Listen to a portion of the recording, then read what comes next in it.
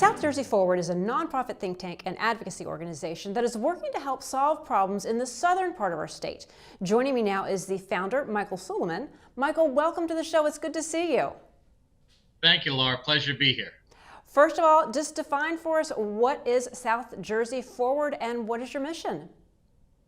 So, South Jersey Forward is a nonprofit think tank, a nonpartisan think tank and advocacy organization. It's really committed to solving and cracking down some of the big issues facing the southern part of the state, south of 195. And my big thing is it's not about milquetoast ideas or boilerplate issues and solutions, really micro targeting some really concrete issues and troubles that we have in southern New Jersey, and bringing smart people, a lot of people smarter than me, together to have some great ideas and solutions to present to lawmakers and policymakers. Say, hey, here's some solutions, go implement them.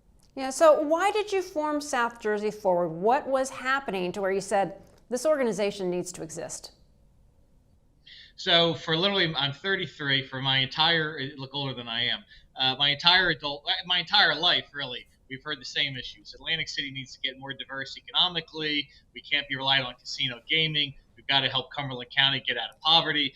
Issues that we've heard literally for 30, 40, 50 years have not been solved. And frankly, it just bore out of a frustration from me of, hey, let's solve some of these problems. I know there's a time for politics, and certainly I wear some political hats, but forget the politics. Let's deal with solutions. And look, I don't care if you're a DNR or an independent. If you got a good idea to solve a problem, give me a call. I want to hear about it. Yeah. All right. So can you talk a little bit about some of the issues that you are focusing on? What's on your radar, the big issues in South Jersey? So the first issue we hit on is housing in Atlantic City. We really want to target a micro issue that really we could sink our teeth into. And certainly Atlantic City has a significant housing problem. Nearly 75% of residents are renters. That is unsustainable. There is a serious lack of quality housing stock in the city, which we need to facilitate. And one of the main recommendations we made in our first report is creating a tax abatement program similar to Philadelphia's. Remember, Philadelphia was a mess in the 90s, and Mayor Rendell at the time and the city council came together. You had an explosion of development, explosion of energies and happenings in the city. We want to create that in Atlantic City. And one of the things we propose is a tiny half penny tax on casino gaming revenue to fund this program, which I know people say, oh, we don't like tax increases. But look, the casinos have gotten the pilot, they've gotten sports betting, they've gotten internet gaming. They could give back a little bit to help the residents of southern New Jersey and revitalize Atlantic City. Yeah, so how would South Jersey Forward then work to improve the lives of those living in Atlantic City, living in Cumberland County where the poverty rate is so high? So, for example, we just put out a report, which I would encourage you to read, southjerseyforward.org. We're going to have future research and roundtables on that. One of the things I'd like to do in the future is actually take some of the stuff in a report, put it in a legislative form, and give it to state lawmakers in the governor's office. Say, hey, here's a bill, edit it, take it, pass it, but here it is. We did the work for you. Go implement it. So you really got to make it convenient and easy for lawmakers and policymakers to implement. You can't just say, here's what I think, go do it. You actually have to be a partner. And same thing, too. Obviously, look at the latest roundtable we did on local media in South Jersey, which frankly stinks. How can we have tangible solutions so that in Atlantic City, a Vineland, a Millville, a Bridgeton, a Camden City can get more reliable news coverage? And that's a statewide problem, but certainly we want to focus on South Jersey, and in particular, historically disadvantaged communities. Well, let's talk a little bit more about that because you did hold a roundtable recently where you were looking to reach out to media. And, the nature of New Jersey is we are stuck between the Philadelphia media market and the New York media market. And so many stations don't even have a New Jersey bureau reporter anymore. So what did you talk about? What did you find out? Were there some connections made? Can you just discuss that? So I didn't realize how bad the problem is. I mean, you saw Gannett has taken an axe to newsrooms like at the Vineland Daily Journal, at the Courier Post. The Press of Atlantic City has gone to 3 days a week print, and they're going to mail it to you. So your day-old mail or your day-old news will be day-and-a-half-old news. So that's a big problem. But really kind of honed in on our panelists really made the good point. The advertising model for media is broken right now. And there's discussion, should you have a paywall, should you not have a paywall, how do you monetize this? So the way that news organizations make money and advertise is broken. We need to fix that. And maybe it is allowing these companies to transition to a nonprofit business model. Maybe it is kind of the micro-targeting like Tap Into does, where you have kind of little pockets of news sources in all these towns instead of one big conglomerate like the Press or the Courier Post.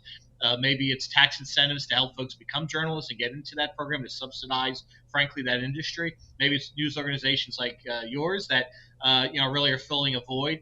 I think we're at a point now where kind of news is going to be fragmented. The idea of you tune into Walter Cronkite or you turn to this newspaper for all your news, I think it's over. I think we've got to account for that reality in South Jersey. Right. I mean, there is a definite market that watches TV. There's a definite market that goes to social media. And I think everybody is struggling to try and figure out not only, where are people watching and consuming, but they're also having trouble even just validating, consider the source. Is this information correct? So no doubt social media can be a blessing and curse, I'm sure. I think social media, it's problematic with some local news organizations, or local news in general, pardon me.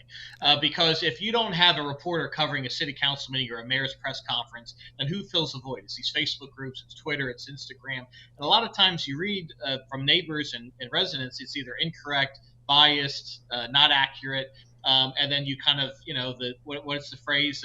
The truth can't even put its pants on by the lie going around the world in 80 seconds. So, you have a situation where there's no coverage. And when there's no coverage, not only is there bad info getting out there, but also there's a whole lot of shenanigans by, frankly, policymakers and politicians who don't have that watchful eye over. Well, and then another thing that's coming to mind, you're mentioning policymakers. You used to have former Assembly Speaker Jack Collins. You had the former Senate President Steve Sweeney. They are South Jersey. So those were some very powerful voices for the past 20 years. That's not there anymore. So can you talk a little bit about the lack of that, or that void that with them not being the legislature, being out there discussing issues specific to South Jersey, the void that they've left?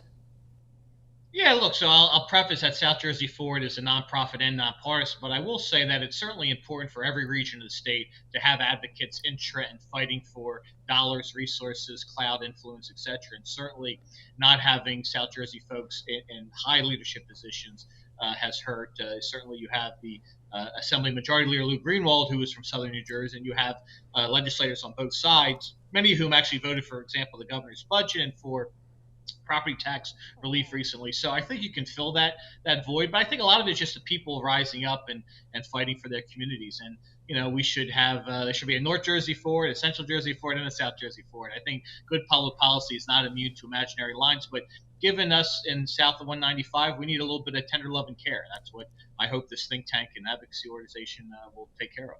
Yeah, because a lot of people do think of North Jersey and South Jersey, but there is Central New Jersey. I live in Central New Jersey. There is. Myself.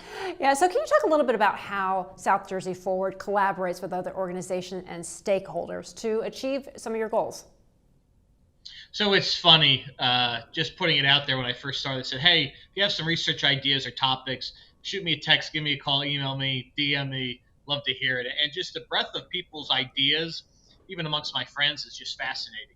For example, somebody reached out to me actually up in Bergen County about the role that blockchain technology would have for local governments. And it's such a fascinating thing, which frankly, I know nothing about. So it's interesting, all these different concepts and ideas that are real practical solutions. I don't want the pie in the sky. My thing is ambitious yet realistic.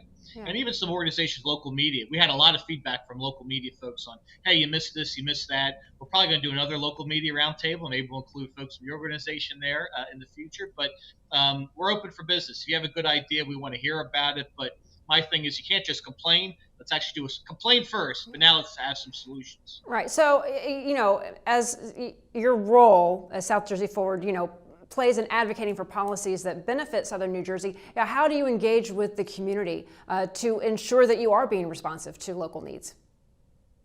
Well, I think virtual roundtables, virtual and in person, are critical. We did that. We did our first one back in December with folks in Atlantic City about their housing needs and public safety needs. I think certainly social media is a big tool in terms of hearing feedback, communication, doing public events. It's got to be a two-way street. We got to, if we talk less and listen more, we can find out some pretty good ideas and solutions. So really just talking to folks. I encourage folks, email us, text us, call us, southjerseyforward.org. Even if you say, Suleiman, your ideas stink, I got something better, I'll take it. No pride of authorship here, Laura. No pride of authorship. So you put it out there. Just what comes back, don't hold me accountable for that. So far, what kind of impact do you think that you've had so far since its inception? How long have you been around? So just the last couple months, actually, relatively new. I think we publicly announced this in May. But I think like our housing report really has set the tone because this all started with there were two, Atlantic City, Bader Field. There were two big housing projects talked about on the Bader Field site in Atlantic City for housing. Frankly, I had doubts about both. Neither one of them focused on luxury housing. So we talked about really middle class owner occupied housing. So I think that's a great way where we kind of are driving the conversation. Hey, policymakers, let's focus on this thing we're not talking about, not this shiny new stuff over here. Let's talk about some real stuff. So I think that's the value of any think tank is really shining light on issues that, frankly, the media or others aren't focusing on. And Yeah. frankly, why media is so important, we don't have the media to look at some of these things anymore, which is really sad. Yeah, and you mentioned so much has changed about Atlantic City, and not necessarily for the better. So many casinos are going out of business, but it still is what, $3 billion in Yeah. tourism. So it's still, but there's a lot, that you don't want to go because it's not safe, and half the stuff is closed. Well, and I think look, economic development is a critical thing. Certainly, promoting the image of clean and safe. I mean, I think there's some parts of Atlantic City that are very, very safe. It just if the perception that it's not safe, you've got a problem. I think the police departments do a great job. Frankly, they're understaffed, horribly understaffed, and I think the state needs to take a look at that. But the air show is coming up August 16th. You're gonna have 500,000 people in the city. So Atlantic City has a lot of good stuff going. There's some not so great stuff we have to work on, but still nearly a $3 billion gaming industry. Yeah. And are you focusing on other issues like environmental concerns? You're along the shore, air pollution, people talk about rising sea levels. Are you addressing issues like that, or is it more business right now? Well, right now we're looking at somewhat economic development issues. We're open to whatever. I mean, I think this really wants to be a grassroots-driven organization. If there's a need to research some topics and do papers and white papers, we'd love to do it. My thing is I don't want to replicate what other groups are doing. There's certainly other groups, for example, that are really documenting the effects of climate change on coastal communities like Avalon, Stone Harbor, Atlantic City, Ocean City. So we don't want to step on their toes. This isn't doing this just to get the organization out there for the sake of getting the name out there. We want real concrete solutions. So if another organization is doing good work, let them keep doing it. But certainly, whenever you're talking about economic development, you have to take into effect the rise of climate change and sea level rise, because that's going to affect where you can build. All right. And final thoughts: if people want to get a hold of you, want to get involved, want to talk to you, how do they do so? SouthJerseyForward.org. Please look at our research, read our reports, view our roundtables, Facebook, Twitter, YouTube. Well, I guess it's X now, right? It's not X, Twitter anymore. right? It's X now, yes. And Threads. TikTok, and Threads. and Threads. Oh, we got to get on Threads. God bless Mark Zuckerberg. But really get in touch with us. We want to hear the ideas. If there's an issue in your county, even if you don't live in South Jersey, but you visit down here, you vacation, this thing bothers me, send it to us. I'd love to hear the ideas and get some folks smarter than me to work on those solutions. Okay, Mike Suleiman, South Jersey Forward. Thank you for taking the time to talk to us. Thank you, Laura. Look forward to talking again soon.